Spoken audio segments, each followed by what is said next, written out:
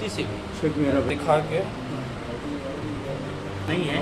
सिर्फ एक लड़की थी तो उसके ब्याह की डेथ हो गए, तो वो जमीन अपनी ये दिखा रहा है कि हम लोग एक लड़की की नहीं है, एक सिर्फ लड़की मतलब लड़की की डेट हो गई, वो हमारी वाइफ थी, उस ब्याह से ये हुई ना कि जहाँ ये और वो हमें कई बार बुलाए और हम गए।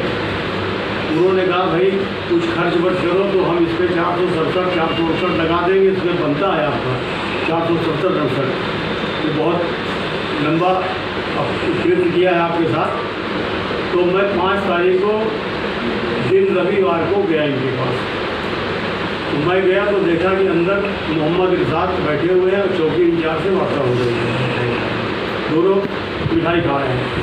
तो मैं समस्या ये है कि मैं भारतीय वायुसेना का जवान हूँ और अभी जिंदा हूँ और नौकरी कर रहा हूँ और मेरे बेटे जीवित हैं और मेरे बेटे को ना दिखाकर खाली एक बेटी को दिखाकर मुझे मृत दिखा दिया था मेरे दामाद ने और मेरी प्रॉपर्टी हड़पना चाहता था।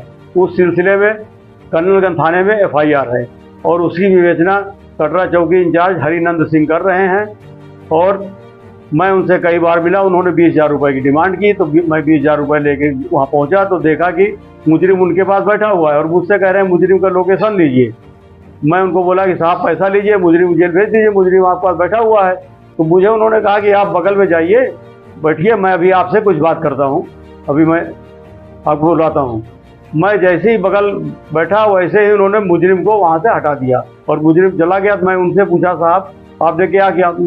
बोले आप जाइए, अभी मैं उसको गिरफ्तार नहीं करूँगा, अभी मेरी उसकी कुछ बातचीत हुई है, अभी इसमें टाइम लगेगा गिरफ्तारी में। मेरी बेटी की शादी जो है चकिया अतीक के ऑफिस के सामने पुलिस पार मोहम्मद इरशाद सनाब मोहम्मद जावेद से हुई थी 10 जनवरी 2020 को और मेरी बेटी की मृत 31 अक्टूबर 2022 को हुई।